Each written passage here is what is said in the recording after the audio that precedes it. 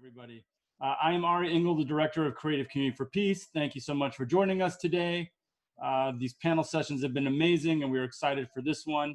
For those of you who don't know, Creative Community for Peace is a nonprofit entertainment industry organization comprised of prominent members of the entertainment community who have come together to promote the arts as a bridge to peace. Additionally, we are the leading organization working to counter anti-Semitism within the entertainment industry and working to counter the cultural boycott of Israel. We are a nonprofit organization, so we do rely on donations to do our work and to bring you panel sessions like these. So please consider making a donation. To learn more about us and to make a donation, you can simply go to ccfpeace.com. That's ccfpeace.com or creativecommunityforpeace.com. We have something a little more lighthearted today for everyone as we bring you a great discussion with a fabulous group of comedians and actors as they discuss their trips to Israel and the state of the comedy industry. For all of you joining us in Zoom, you can leave questions in the Q&A section and we'll get to as many as possible towards the end, but please do leave some questions for our panelists. To briefly introduce everybody, first we have Avi Liberman, who has performed stand-up comedy on CBS's Late Late Show with Craig Ferguson, on Comedy Central's Premium Blend and Make Me Laugh, as well as NBC's Friday Night. His acting credits include Dave's World, Boston Common, and Andytown, USA. Avi can be seen regularly on E! As one of their frequent guests on their very popular Countdown series. Avi also runs trips to Israel for comedians, many of whom are on this panel today. Hi, Avi. Next, we have Tammy Pescatelli. She won Comedy Central Stand-Up Showdown. She was a finalist on the second and third seasons of Last Comic Standing, and she also co-created, produced, wrote, and starred in the reality show A Stand-Up Mother. You can also find her Netflix special, Finding the Funny, streaming now. Our next guest is Steve White, who is an actor and comedian, best known for his roles in Spike Lee films. He has worked with Lee 5 times on Do the Right Thing, Mo Better Blues, Malcolm X, Clockers, and Get on the Bus. He has also appeared multiple times on the legendary Russell Simmons Def Comedy Jam, and has also had a recurring role in ABC's comedy series, Hanging with Mr. Cooper. Next, we have Emmy Award-winning writer and comedian Brian Kiley, who is the head monologue writer for Conan O'Brien and has made numerous appearances on the show as well. He is also an author and released his novel, The Astounding Misadventures of Rory Collins. How you doing, Brian? Next, we have Ilan Gould, a comedian and actor who starred in Fox's Stacked and NBC's In-Laws. Nobody cares. He made 10 appearances on The Tonight Show and had a recurring role in the hit show Bones. Ilan was a writer, performer in ABC's The Dana Carvey Show, and has guest starred on Frasier, The Mentalist, Chappelle Show, amongst others. His stand-up special on Netflix is now on Amazon Prime, and he can also be seen in season 3 of Crashing on HBO, which he plays his most challenging role yet, which is himself. Our final panelist needs no introduction. He's a Golden Globe and Emmy Award-winning actor who has appeared in so we all need introductions? Point Blank, Singles, Very Bad Things, The Family Man, Black Hawk Down, The Kingdom, Heat, and Old School. He is also one of the stars of everyone's favorite show, Entourage. We're excited to have Jeremy Piven with us today. Finally, our moderator is the features editor of Variety, who once again is with us. Melina Saval is leading the discussion. And with that, I turn it over to you, Melina. Okay. Can everyone see me? Yes. Yes, hello. Hi, how are you? Oh, hey. Hey. It's good to meet you guys. Jeremy, I don't know if you remember, but a million years ago, you did the cover of Hebe magazine, and I actually interviewed you for that. Hebe? I think we met at Toast on 3rd, that like cafe place. Yeah. And yeah. Anyway, so hi again. Cover boy. Go back, everybody. So I was the cover of WAP magazine, so that just to make you feel better. By the way, before we start, actually, we did, can anyone hear me? I hear you, Elon. Hello, darling. Star, how come Jeremy needed no introduction? Are you saying we all need introductions? Oh, Jeremy Piven, this is a man who needs no introduction. But let me I'm happy they got my credit from 1984 in there. Mine too. Those were all from the Arsenio Hall show. Yeah. Guys, I need a minute. Let me just get this out because there's nothing better than the present. Right now, I'm sitting in a 1990 Cadillac Seville That's awesome. It's burgundy. Dude, that's amazing. I'm at the beach. Oh, man. My 85-year-old mother is right there. It has Vogue tires. Oh my God. And a gold emblem in the front. It was my daddy's caddy. So if you guys don't see it again, don't send the cops to Sarasota. Please do not send them. Yeah. How long I can I'm illegally parked on the grass. Oh my You're God. in Florida? That's legal. You're in Florida, Steve? I'm in Florida, Florida. fine. Run. You may never see me again. That's why you don't need to wear a mask. Oh my God. I have an illegal handicap sticker from my mom. Look, I've moderated a lot of panels with comedians, and generally, very quickly, I'm like completely edged out of the conversation. So, like, if you guys just want to take over, I totally get it. I've done Just for Laughs every year for like several years, and you guys, I don't think any of you need an introduction. I think you're all amazing, and I spent yesterday watching clips of all of you. And I'm actually going to start with Avi. Just because it's a good way to bookend this whole thing. Why am I opening? I don't like that. No, I'm teasing. Well, Right, yeah. because I want you It's in his contract. We closed. Yeah. But the only thing I want you to start with is to tell us about the Cobe Mandela Foundation, because I know that you take a lot of comics to Israel for Comedy for Cobe, and I thought this would be a good opportunity for you to talk about the organization, just a tad about what they do and why you bring them to Israel for this philanthropic organization. Yeah, basically, I started taking comedians to Israel in about 2003, and it started just to kind of brighten the mood, like when the terrorism was going on there, and just the mood was awful, and it kind of started as just like a safe night out. And then what happened was, thank God when that died down, it sort of morphed into a charity tour. Like, it isn't anything we started to really make a ton of money. Right. And long story short, we partnered with the Cobe Mandela Foundation. They work with children of trauma. Like, if you've lost a father, mother, sister, brother, it used to be in any terrorist attack. It's named for a boy, Cobe Mandela. He and his friend Yosef Yishran were killed by terrorists wandering in caves just outside of Jerusalem. He was 13 and Yosef was 12. They were beaten to death with rocks. So the family, who had 3 other children, Seth and Sherry Mandel, realized, there are other families obviously who are going through this, let's kind of take the tragedy and see if we can turn it into a positive. And they started a summer camp for other kids that have also been through this. So it's they don't grow up, angry at the world for the rest of their lives. They meet other kids who've been through what they've been through. They have a grieving mothers group throughout the year, and they do numerous programs for parents that have also lost children. So it's like a big mental health thing that they do there. So, and I started with another charity, kind of it outgrew what they were able to handle, like, administratively. So then we ended up working with them, and it's been kind of a great marriage ever since. So it's just kind of nice to make his name something that's a positive now instead of a tragedy. When you think of Seth and Sherry Mandel, the parents, they came up to me after the first tour we ever did, and they said, everywhere we go, people kind of walk on eggshells around us because they don't know what to say. God forbid that happens to a parent. And he goes, now all of a sudden people coming up to us like, this show was great. When's the next one? He's like, all of a sudden we're more socially accessible just because these comedians we don't know, Jewish, not Jewish, whatever, are come over here and making people laugh. So it's kind of a double bonus. These guys get to come over and, experience Israel, and my mini ulterior motive, they get to see what the reality is on the ground instead of what you see in the news. Right. And then they come back and can tell the other comics what it's really like, provide a big sense of laughter. The guys I'm bringing, these people on the screen, are, the funniest people in the world, and they can come over, do what they do. They have a good time, and at the same time raises money for the charity. So that's I'm loving the juxtaposition right now. You explaining this organization, which is doing such great work, and Steve is showing us an amazing view of the beach. There's a catamaran, and I'm laughing here as you're talking.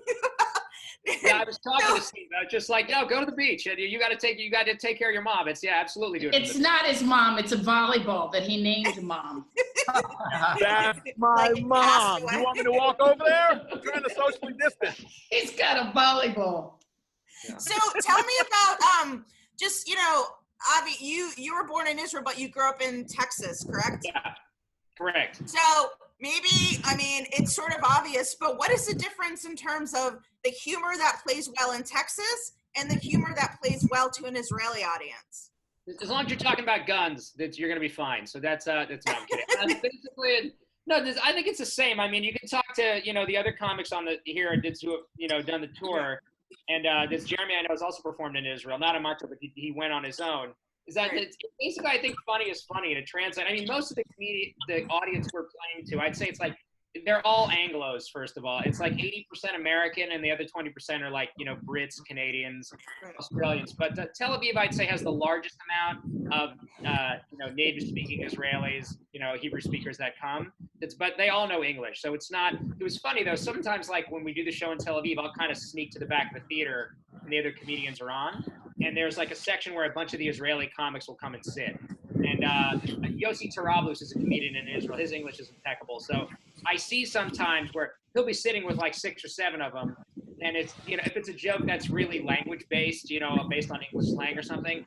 I saw once like 5 or 6 heads turn to him, and I saw him kind of go like this, and then they all cracked up laughing afterwards. It's like sometimes it'll be like a mini delay. You know what it's like, Avi? I don't mean to interrupt you, but you know what it's like? Doing comedy in Israel is like comedy on Zoom. You just have to wait another second or two for it to hear the laugh, for them to process it, to get. It's very much like our comedy of today. This hell that we're in doing comedy on conference call.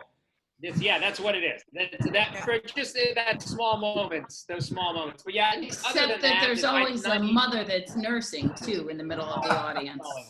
Well, Tammy, I mean, not to kind of draw a comparison that's been beat over the head like a dead horse, but there's been so many comparisons. I mean, your humor is very rooted in the Italian family and your the Italian culture. You performed in Italy.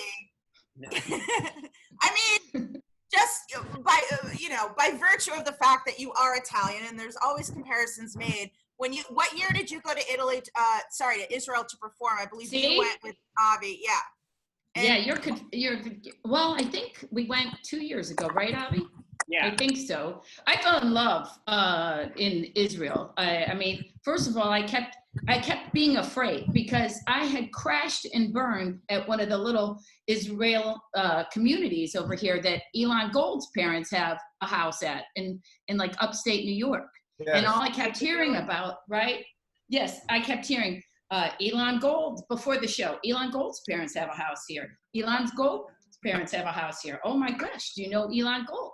And I said, no, but I'm ready. I'm here. I'm going to do the show. And the guy before me was really funny, but he doesn't, listen, I'm a monologist. I never get cast in things. I've tried to be Jeremy's wife at least 4 times over my career. I just talk about my family. I've also tried to be Jeremy's wife. I saw you there. But the guy in front of me told very typical jokey jokes, which the audience loved. They really didn't want to know anything about my family or my sister-in-law or my mother. So when I got up, I just crashed and burned. And I got off stage, and people came up to me and said, Avi Liberman's uncle has a house here. I wasn't even good enough to be Elon's family to know that. I want to know why I wasn't first. For the record, my parents said you were Just made that up. Shut up. Yeah. Tammy. Yes. Tammy. Yes. My parents said you were very funny. Aw, that was sweet. They were asleep. Don't laugh out loud. It's a problem we've all faced with you. We're vocal in every other way, but laughter. Sometimes they just sit back and go, oh, this is nice. I like that. You don't get the boom. Yeah. Well, I think, though, to answer your question, thank you, Ilan. But to answer your question, Melina, really quickly, I think family is family, and everything I talk about is my family. That's why it works here. It works in Israel. It works to people who have crazy loud families. I'm a comedian because no one would listen to me at the dinner table. I had to just grab a microphone, get them to pay attention to me. And I thought it really worked well. I blend in Israel. I mean, no one knows the difference between an Italian nose and an Israeli nose. And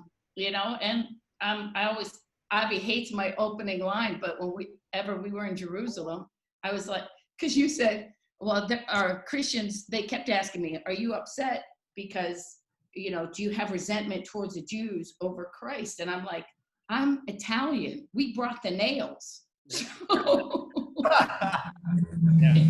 it's interesting because comedians will often ask, like, I'm not Jewish. How am I going to go over? I go, they're going to like you more. Right. The Jews, like you're more the novelty. You guys get a Brit, because Jews, and Ilan can probably speak to this. Jews inherently are like, oh, are you as funny as Mason or Seinfeld? They can't get that out of their head. Right. But it's like, oh, a black guy, this must be a real comedian. Oh, an Italian lady, this guy's, oh, a white guy, this, So then they're more excited. I go, they're gonna like you better. If the Jews yell at me, bring me, I'm Jewish. I'm like, you should be going anyway. And first of all, they don't want to see you as much as a Brian Kiley or a Tammy or a Steve or a Jeremy. That's just. By the way, speaking of Brian Kiley, would you just shut up for 1 second? And I don't need to dominate the conversation. No. We'd like to speak also. Like, this is a panel. It's not about you, Brian Kiley. And by the way, nobody likes you. That's the opposite day, because everybody loves Brian Kiley. Yeah. Avi, how do you convince non-Jews to go to Israel? Is it Cash! Yeah, Steve answered it. I'm paying them something. Not enough, not nearly enough. But that's what in the beginning was interesting. It's we made a documentary called Land of Milk and Funny that's about the tour. There's a clip in there where Wayne Fetterman, the first tour was Lieberman, Fetterman, Natterman, and Gullman. And people in Israel were like, this show is too Jewish. Like, it's because in the beginning, like, I couldn't get anybody to go. And then once Steve White actually was on the second tour ever, it was like the first Gentile I ever had, and just demolished. And I credit Steve with the very famous Max Alexander, rest in peace. Yeah. Yes, and it's a lot of it is word of mouth. I tell the comics, I go, look, I'm obviously biased, right? Talk to the other comedians that have got. People ask me, like, how did you get Craig Robinson to go and Jeff Ross and Harlan Williams? I go, they're not going to go because you asked them. They're going to go because their colleagues have gone and said, this is a trip you should do. I got Brian Regan to go because I used to use him as the example. Like, when comics ask, what do? I go, do your most Regan-esque stuff. They're like, okay, now I get it. Funny, clean, and Brian, all of a sudden I get a call, yeah, he'd like to go. I thought it was a joke. I'm just like, because they hear from their colleagues, this is a really life-changing experience to the point, so you should take it. Money aside, it's obviously we can't afford, because it goes to charity, that it's not going to be corporate money type of thing, but speaking of charity, and if I could just get in a word, if Brian Kiley would just give me 1 second. Just give me the screen for a minute. I know it's always all about Brian Kiley, but if he would be quiet, I just wanted to say, I'm a big fan of Creative Community for Peace. But at the beginning in the intro, there was something about this being not for profit, non-profit. Does this mean we're not getting paid for this? What? Hey guys, I gotta get out of here. Kind of shirt.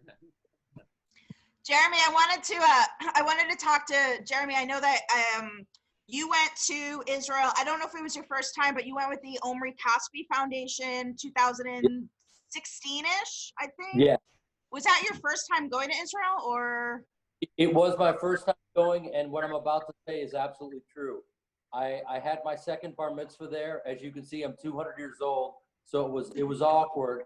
But I was surrounded by pro athletes, Amari Stoudemire, gentlemen who are around between 6'8" and 6'11", and I was bar mitzvahed again, and it was the greatest time of my life. It was unbelievable. And then I went back recently and performed there as a stand-up.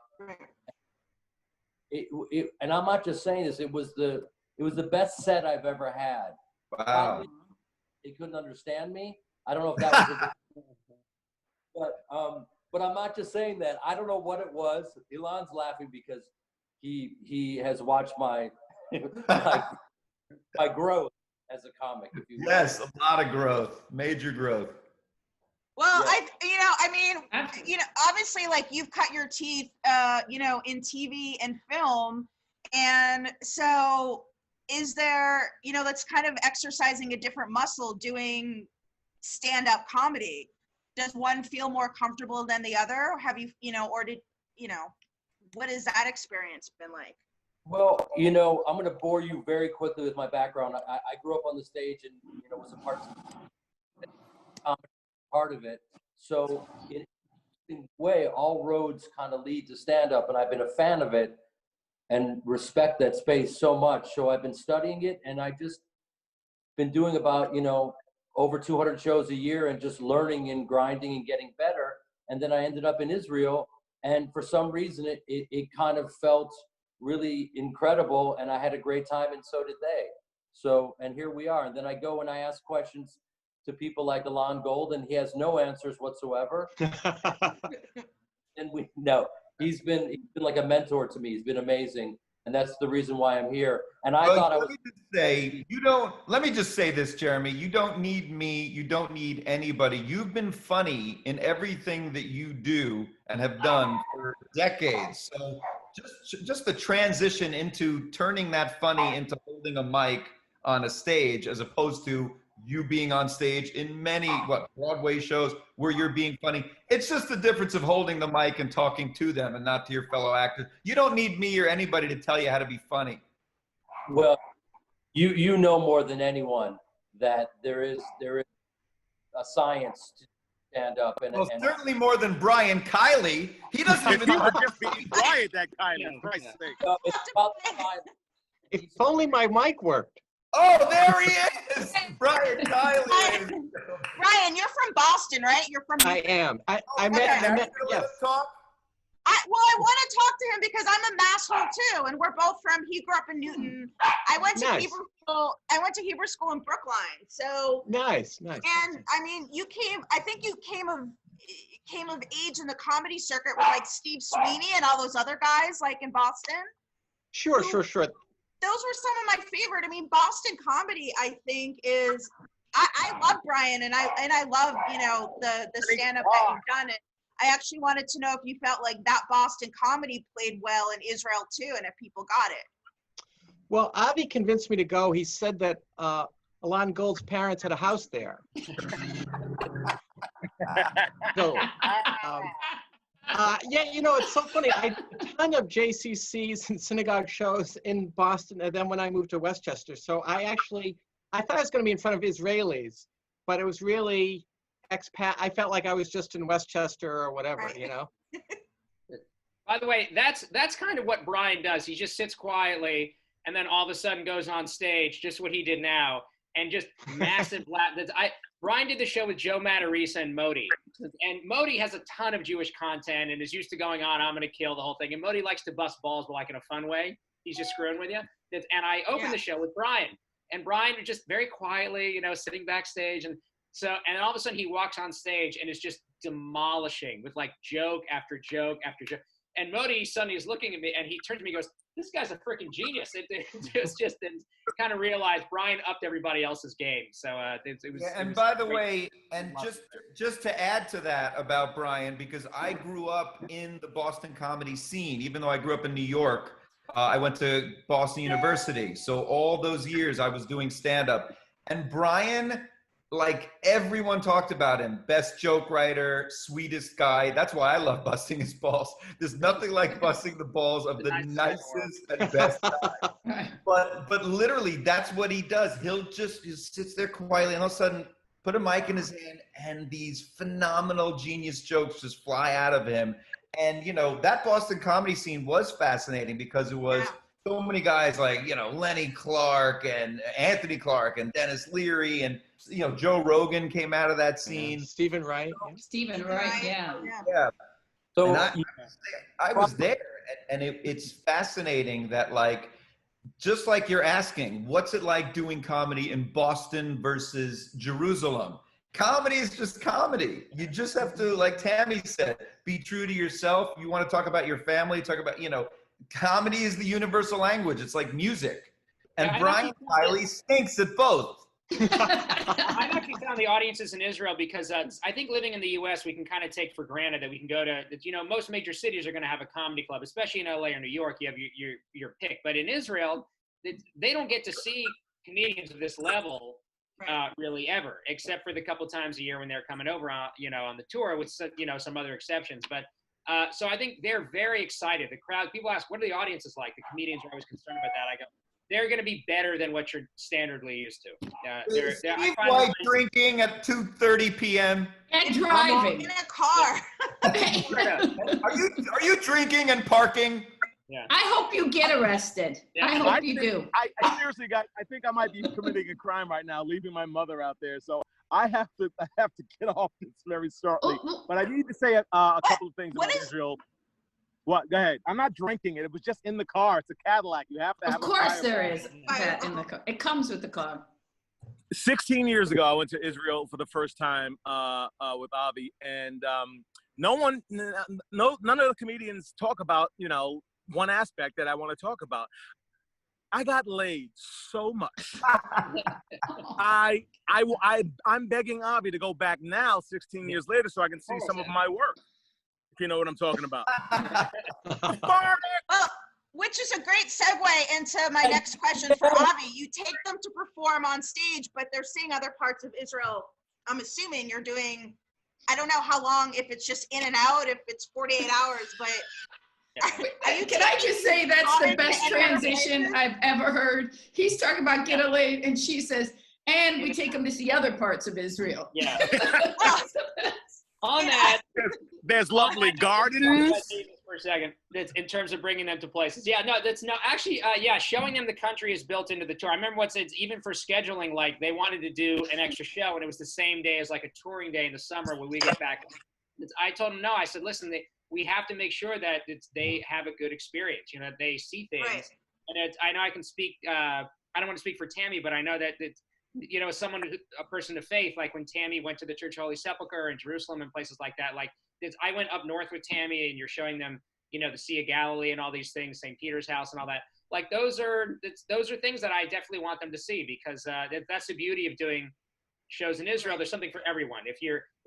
Brian is a big history fan, so just from the history aspect, I know there were a lot of things there that appeal to someone like that. If from someone of faith, there's something for that. Nature. Harlan Williams was a park ranger before he was a comedian, so he loved going to the Dead Sea and just seeing the nature aspect of it. So it has kind of something for everyone, and I make it a priority to make sure that we have touring days involved. We have guides that'll meet us in Jerusalem to show them around and all that stuff. That's a major priority. And I mean, what is it like for you to revisit some of these spots that you've been to over and over again with a new set of people? Does it get boring to you, and how do you make that interesting? No, I'm just as excited every time. No, I'll tell you, it's funny. Judy Gold once took a photo of me. We were up in St. Peter's house in the north, and I'm sitting there doing something on my phone with someone else, and she Amish girl sighting. Yeah, she has been there, done that. That's for Avi. But for me, it's the interesting thing is to see the comedians. The dynamic is different every time. So you have some comics that are real pack ratty, that like all three of us are doing everything together all the time. And some are like, see you later, I'm going to do my own thing. And some are more, it's interesting for me to see them go through this. Like the reactions of people at the Church of the Holy Sepulchre is different. Tammy's reaction was very different to other comedians. Like I remember Mary Ellen Hooper, who grew up in Catholic school, but isn't as religious now. Yeah. We walk around and she just kind of stops, and I see her hand on her head like this, and I just thought she was tired. And I go, you all right? She's like, yeah, I just need a minute. This is very overwhelming. It's, so it kind of took her a second to process, where Tammy, I think, was more, really was like in it immediately, like very emotionally in tune. If I could do a plug, I'm one of the 12. So Avi, can I do a plug for you? I won't argue against it. Sure. So you made this great documentary about how you take these comedians on these trips to Israel. And I was fascinated by watching, forget, the obvious where it's the Jewish comedians and how they react. It was so cool to see Christian comedians really get overwhelmed with emotion at their holy sites. And it was like such a cool part of it. That's like, Israel is for everyone. And that's what Israel promotes. This is, it's the Jewish state, but it's for everyone to enjoy, to be spiritual into, And you showed that in your movie. And I was like, this is so cool that he takes them everywhere. And I'll just say this about me, and because that was a great question. Do you get tired of the same sites? After my 5th trip to Masada, I said, that's it. I'm not coming up here. I've seen it. I get it. It's a great view. I know the story. Why am I schlepping up a mountain, which Jews have no business doing? Okay, literally the last Jew that climbed up the mountain was Moses. Yes, there's a tram, so it's not necessarily climbing, but I'm not kidding when I say I'm not going back up Masada. And Avi, if you take me up there, I'm skipping it. I'll be by the. Off, yeah. He's not even going to Jamie Masada's house. I want to talk to Jeremy and ask you a couple questions. Yeah. Your Wisdom of the Crowd was a show that you were in, and it was based on an Israeli TV series. Yes. So I think it'd be really cool to go to you and speak to Israeli TV series are becoming so popular in the United States, and a lot of the formats are being adapted, comedy too. And I was just curious if you've been been watching any Israeli shows, comedy or otherwise, and if that's been an enjoyable experience for you. And Well, I was actually blown away that almost everyone speaks English, and some of them speak English with an impeccable American accent. And these are real Jews. These are Jews that have been in the army, that know Krav Maga. I'm a can't change a tire New York Jew. No just being there whatsoever. So it's very, very intimidating. The whole situation was very intimidating. But what is it called? Cachette that did Keshet, yeah. Is that how you say it? For Keshet, Keshet? Yes. The production company, yeah. They're incredibly prolific, and we get a lot of shows from them, and I hope there's more. It would be, and I can't wait to go back and get into it. You have to understand, I think, because they are so incredibly present, and they're dealing with danger on another level. As an audience, I've never seen an audience that was more present than that. Yeah. Crazy for it. Sorry. No, I was just thinking back. I actually remember when we met years ago, you were talking about your first bar mitzvah, which I believe was in Evanston. I want to say Evanston. Where was when you were 13? It was in a church, because we prayed to whom it may concern. That was Steve White's first bar mitzvah. You're confusing your own bar mitzvah with Steve White's bar mitzvah. But when you had your first bar mitzvah, you were very much like, you're playing a part, and you're probably nervous, and you're 13. Yeah. And you've spoken, I'd love to hear more about when you went to Israel and became a bar mitzvah again. That must have been more spiritually satisfying, emotional. What were the feelings surrounding that experience? Well, yeah, first of all, I've been on the stage since I was 8 years old, which is ridiculous. And so by the time I was bar mitzvah, I was very comfortable on stage. I just had no idea how to do the Hebrew. So I was viciously mediocre. And my father got up there, who was my acting teacher, and he had a very deep voice. And he said to the rabbi, literally in the middle of my bar mitzvah, he was giving the rabbi notes on conducting my bar mitzvah in the middle of the bar mitzvah. Oh my God. He goes, Arnie, you're a lot more spiritual than you allow yourself to be. What that means, but no, the second bar mitzvah that I had was incredible because, you're a grown person and you understand the weight of it. And it was incredible to also show this experience to all these pro athletes that had never been to a bar mitzvah. They were using the yarmulke as frisbees. No one knew what to do with it. It was, but it was an incredible experience. And we also gave away an ambulance that was a brand new motorcycle, because I have this card in Hollywood. You can ask anyone. You can ask Ilan, right? That's absolutely, Jeremy. That's true. And also, I want to say that thank you, Jeremy, for giving me the title to my next comedy special, Viciously Mediocre. Well, I want to know, I don't have a reference for Brian as a comic, and I'm confused because he looks like he's in witness protection. And He really does. And he's being celebrated. But I need, don't you hate it when people are like, you're a comic, give me a joke? Yeah. Right? Oh, you could just look up any of his Conan appearances where he's also a writer. I mean, don't even. Yeah, I remember the first time I'd seen Brian, I was standing there with David Feldman. So David Feldman has, I think, 3 Emmy Awards writing for Dennis Field. and I'd walk in, I just started, I'm sitting there with David, and Brian's about to go on, and he turns to me and goes, "You ever seen Brian before?" I go, "No." He goes, "He'll make you want to quit." Yeah. And then I watch him, It's so funny. I go, "What am I doing? Like, this guy's so much better than He's very polished. It's very nice of you, but my act is actually based on an Israeli TV show. Yeah.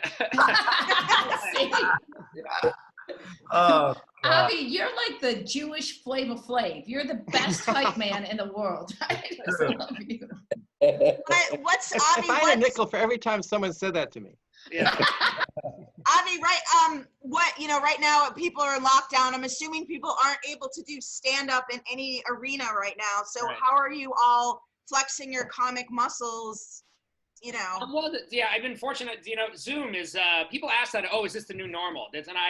My answer is a hard no. I think this is like a temporary. Yeah. It's like when Netflix came out. People are like, "Is this the end of movies?" And I'm like, no. People are still going to want to go out. So I think the sort of silver lining in this, in the long run, is that this will be, I think, something else that we can do in addition to. Like, I mean, I think I can speak for all the comics here that you'll often have conflicts. You'll get a phone call to do a gig, and then you'll get another one and saying, "I'm sorry, I can't make it." This might be a way to, in a sense, to be able to make it now. Zoom wasn't part of the, social fabric before this started, really. I hadn't even heard of it.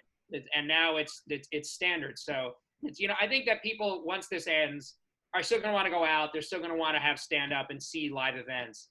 But as far as flexing the muscle, it's things like this, getting together with other comedians and performers. And, I've done a few Zoom shows. So it's, you do the best you can, but it's not quite the same, obviously, as performing in No front of one more prolific than Ilan Gould. Thank you so much, Jeremy. Well, Jeremy, can I just address Avi for a second? Avi Liberman, I'm detect. Can you check the mezuzah behind you? I don't. That's the wrong way. It's the wrong way. It's right to left. Word, it's the right way. Just in case any Chabad rabbis were watching this, it's that I look. would check my mezuzah if I were you. But also, can I just say one thing, and not to take over this panel? Another one of my favorite. Not to take over? Yeah. Another one of my favorite comedians in the world, and best, coolest, nicest guys in the world, Steve White. He literally has to leave in a few minutes. Let's talk to Steve for a minute. Yes. Wow. Well, I'm trying to understand. Is his mom on the beach? Like, why is he? My mom is on the beach. She's with a friend and caregiver. She's 85, pre-dementia and Alzheimer's, and she's about 500 yards from me. I'm in the Cadillac sweating, but I had to turn it on because the iPhone shut down because it was too hot. So I turned on the caddy. So now I'm in the idling Cadillac, illegally parked, Burgundy, on the side of the road near Siesta Key Beach, and I can't complain. I went and got my mother out of South Carolina like a war extraction, last person out of Vietnam, because there were too many people going in and out of her house. So I grabbed her, loaded up the truck, came back here. I'm out of a job. I work on cruise ships. I'm out of a job. The family said, "Hey, why don't you take care of mom?" So diapers now. They're not diapers. They're pull-ups. I can do blood pressure. I can do pain medication. And my life has radically changed. And I'm absolutely not panicking, because that's what it wants. It wants me to panic. What's going to happen? Blah, blah, blah, blah, blah. I'm just trying to get through this day. That's why this growth is here. That's why this, whatever this thing is called, the kids are having. By the way, Steve White is the most Jewish person on this panel. By the way, Steve would go on Steve would throw in these like Yiddish terms and this. I was like, how does he know this? And then he told me, he said, "Avi, I grew up in Long Island and was an accounting major at Delphi." What do you think? He's literally so Jewish. He's so Jewish. His last name's White. I'm so confused about what I'm looking at right now. Jeremy, let me just really quickly, because after this I really should go, guys. I got to be responsible, and I love you all, and thank you. My opening joke at every show in Israel was, how do you get this Dead Sea mud off? Killed every time. Yeah, it was so funny. Oh my God, that is I forgot about that. Oh, that is great. Jeremy, will we see an Entourage movie, do you think? We saw one. Will there be another one, you think? You know what? That's a question. I'm not just saying this. For whatever reason, I'm always the last one to know. And that's not me being the Jewy guy that's complaining. So I wish I had an answer for you, but I've got nothing for you. I'm gonna do their podcast and talk to the boys, and I will report back to you on that. Cool, amazing. And then I'm Hey, curious, Piven, if I ever need to, Piven, I'm approaching. Piven, just so you know, I'll come social distance, but I'll be like, hey, I was the guy, remember? I think you're fantastic. You're an amazing actor. Do what you do. Larry Moss, my acting coach, would say the same thing. Jeremy, he is a good actor. Give this man a role in something, because let me tell you something. There are no more cruises. Right. Or comedy clubs. what did any of you face backlash for going to Israel? No, but I never knew how important it was to stand with Israel till I went to Israel. And I have to say, I got a lot of backlash from my friends in ISIS. Oh! That happens. What do you I got a story about backlash. for Ilan, Brian, Jeremy, anybody wants to leap in here? Tammy. Yeah. Okay, a lot. We know you. Can I tell a story about backlash? Yes. Performing in Israel. But first, if Steve really has to go, I really do want to hear more of his experience in Israel, and then he's going to leave us. He's going to pass away. He doesn't want to talk to me, Elon. Well, he keeps saying he has to go, but he's not going. Well, I was talking, and you were like, hey, back to Jeremy. Somebody has to auditioning, not talking. Okay, Let's go. Steve, I've got a show for all of us. Steve, So, tell me, here's my best point about. I need to Black-ish producers, and we can all do a show called Jew-ish. Love it. Love it. Yes. That would be amazing. Can I be the guy that runs the bagel shop? I'm the guy who runs the bagel shop. It's going to be better than H&H, better than Pick a Bagel. I'm the bagel shop guy. I'm the bagel bro. Bagel bro. Boom. It writes itself. What do you think?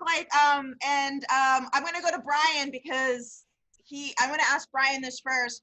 What do you think comedians can do in order to kind of mitigate some of the negative stereotypes about Jews? You know, like, do you think comics, do comics have some sort of social responsibility in order to reduce stereotypes, I guess, affecting everyone, not just Jewish people, but anyone? Or should comedy kind of remain an area where you should just kind of let comedy free to roam and go to the places that it needs to go? Or do you think that comics have a certain responsibility to mitigate social, negative stereotypes? Well, I think if you're connecting with your audience, then that's going to get rid of a lot of the stereotypes and just show the common ground that we all have. I know when I went to Israel, people were worried about my personal safety. And it's like, hey, I grew up in Boston. I was worried about my personal safety every day. So, right. We're all the same inside and whatever. So I think having when you do shows for different audiences and so on, you do see the common ground that we all have. Does that answer your question in any way? No, absolutely. And, I'd like to hear from Avi.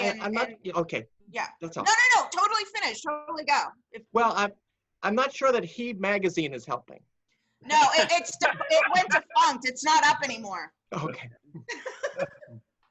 I have to say, when I'm reading it at the dentist's office, I get a lot of dirty looks. That's all I'm saying. Trying to reclaim the name, and that was sort of that. But yeah, Avi, Ilan, Jeremy. Weekly, that's for sure. My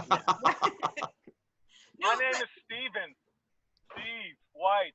Avi, Ilan, Jeremy, anybody but the obvious black guy. You keep saying Say my fucking name! Say it!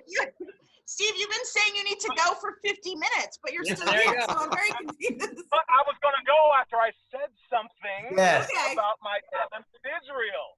So after this, I will leave. Okay, perfect. And I'll even do this when I'm finished. How about that? Okay. First of all, we all want to fly on El Al. Thank you, Avi. Yeah. I was in Newark Airport. They yanked me out of line and put me on the airplane first. And I was there with just me and the pilots, open cockpit, 747, second level. And I was like, why did you guys bring me on the airplane first? Guy looked right in my face and said, "'Cause you're black." And I was like, I respect that. Because it was obvious, and they knew my SAT scores, they knew my father's middle name, they knew everything. So I felt secure from the jump. I love going to the Shook. Who does not like going to the Shook? I love going to Dr. Shakshuka. You gotta love Dr. Shakshuka. The kibbutz in Really Tiberias was fantastic. I peed in the Sea of Galilee. I peed where Jesus peed. And I swam with Persian Jews. I thank everybody. I really do have to go now. So, Love you. guys. Love you. Love you too. All right. Bye-bye. Steve's mother has fallen in the sand and she can't. He doesn't even have a mother. He's playing for sympathy. His mother died 10 years ago. Yeah. Pay no attention. Can I ask Tammy, because I found that interesting, when you said you didn't realize, what did you mean by stand with Israel when you got back? Well, I just didn't, I think here in the States, and you hear certain things, you hear about the conflict, you don't really pick sides because you don't understand fully the whole thing. You just know that there's things that are happening there.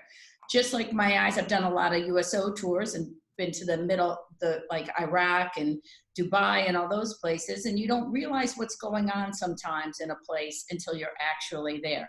And the struggles of people and it's amazing the ability to laugh. It's amazing the fortitude of Israelis. It's just, I'm so enamored with the culture. I mean, the history and everything. And besides the fact that I did get good deals at the Shook. So those were good things. But, you know, I realized that you have to take part, because if you don't take part and you don't take a stand, then you're actually taking one against, you know? So for me, it was just always a little. Now, I will say this, and Avi, we've talked about this before. We were there when I was there, the embassy was being announced, moved from Tel Aviv to Israel. To Jerusalem. And the Palestinians declared 3 days of rage, which was wiped out because it rained, and apparently they don't rage during the rain. But it was too much. And everybody was nervous, and I'm like, I'm Sicilian. Every day is a day of rage in my house. That's how I became a comic. So I'm not afraid of this. But it did get a little bit dicey because people kept saying, when are you leaving? When are you leaving? Are you leaving? And everyone knows that on the last day of our tour, you're kind of on your own. You finish that show in Tel Aviv, and then good luck. We got a taxi. Everybody goes on their own way. I smuggled myself and another great comic were with us, DC Benny. I smuggled us knives out of the hotel so we could be in the taxi. And I changed the cover of my passport to my mother-in-law's. I had them take a picture of it, and then I downloaded it in the computer to an Italian passport and put it on the outside because I was getting out. I watched enough Homeland to know the route. And so I was like, I have to get out of here. But it's an amazing country. You have to go to know. If somebody, this is a question, I think, from someone watching. If somebody has an idea, an up-and-coming comic has an idea for a TV show or short, what can they do to try to get that notice? Is it, imperative that they hook up with an agent, or are there other ways today to go about kind of making this idea of see it come through to fruition? Does anyone have Jeremy, something called YouTube? Yeah. YouTube? Right. Yeah. Make it, and if it's good, it'll get some attention, and then maybe people will pay you to make something. Just make it and leave us alone. We're making our own crap. Yeah. I have no idea because I get cast, but I will say this: when you get on stage, you just have to do 10,000 hours. Yeah. That's why I think I've heard such amazing things about Jeremy, because he was one of the few actors that could actually transition. Trust me, we've heard about all the horrible, solid actors who went on to be stand-ups and it didn't work. And so kudos to you, Jeremy, because I think you really did put your 10,000 hours in, or working through that. If you're doing 200 dates a year. Yeah. of Jeremy's just pure mother is scandal. on the beach and he's got to go. Yeah. Indeed. I've got a kind of a plum Cadillac, 1972, parked inside of me. Who doesn't? Thank you for saying that. I will run that on an endless loop. And you know what's so interesting about comics? I don't know who said it to me, but they said, you know how I know you're doing all right? And I said, how? And he goes, because I haven't heard anything. Because believe me, if you were bombing, everyone would be talking about it. And it's just comics. But I'm not just saying it that I have so much respect for the game because I've been doing it. And you know, and I know how difficult. We prefer to call it an art form, okay? Maybe it's a game for you. Maybe it's a goddamn Your game. skit, your sketch, your little gig. You're doing your skits? Yeah. What I'm talking about. You're broken. All of you are broken people. Yes. And salute. I want to make sure, Avi, we are able to plug Land of Milk and Funny, correct? Yes, yeah. Where can we watch that? What's the It's fun. We had screenings. We were like on the festival, the Jewish Film Festival circuit. We were doing a bunch of that, but we're going to find a way. Hopefully, I actually I'm trying to get in touch with the other producer about it's finding a way to get that online. And it's because I had a family that moved to Israel. And I get an email from this woman saying, I'm under quarantine for 2 weeks. We're dying. This is driving us crazy. Is there any way we can watch this? And it's just for screening committees. And I said, listen, I'm going to send it to you, but you have to delete, never tell anyone. I'm blowing it now. And she goes, and she was so thankful to just get like an hour and plus minutes of, laughter. She sent me the nicest email back going, we really need it. Before she watched it. Yeah. Yeah, so, again, we're gonna try to find a way to maybe get this up someplace so it's viewable. And also, I want to ask Ilan, are the Talmuds that you've never opened behind you, are those strategically placed as well? I just wanted to make sure. They are. I'm a learned man. Can I just promote something also? Sure. Okay. This Saturday night I'll be performing at Tammy Pescatelli's parents' house. Please, thank God somebody needs to hook up their Netflix because they keep blaming me. My last question was, what is everybody watching? We'll go around. Avi, Jeremy, Ilan, Brian, and then Tammy. What are you guys watching at home, comic or otherwise, to pass the time? I just finished the last episode of Ozark last night, and now I've been very disciplined. Feel like you got to watch Fauda, which I've watched the first 2 seasons, and I was concerned because someone was like, I was like, is the 3rd season bad? And then you always have those friends that just binge watch. They'll watch the whole season in a day. And my friend goes, no, Fauda's great. So that's next. I try to just it's do amazing. One thing a day. The 3rd season is great. Yeah, I also I'm a big history, World War II, anything, so I can get loaded with that, with like the History Channel and all that stuff. But I try to watch that in the morning when I'm eating breakfast, and then at night. I almost feel like that's my schedule. Is Hitler in the morning, and then I'll pick whatever, Netflix. Right. That's it. Jeremy, what are you watching? You know what, Jeremy? Jeremy, I'll answer for you. I'll tell you what. Jeremy Piven is watching a nightly show on Instagram called My Funny Quarantine with Ilan Gold. Yes. At 6:13 p.m. and that's all he watches. All right. What else are you watching, Jeremy? Have you guys seen Unorthodox? By the way? Yeah. It's incredible. Blown away by that. The ending was so incredibly emotional and empowering, and Shira, that lead. Shira Haas. Right. Yeah, Shira Haas is amazing. She's great. I just finished The Last Dance, being from Chicago, and they were kind enough to put me in it. So it was like the greatest moment of my life. That's amazing. And just saying this, I have to go because I'm talking to a director about, I'm not making this up, about playing a character whose mother tongue is Hebrew. Oh. And I put them on hold for about a half hour, so I'm feeling like I'm prepared for that meeting based on. That's amazing. We're doing this Jewish Lives Matter committee. Jeremy, here's the greatest thing, Jeremy, before you go.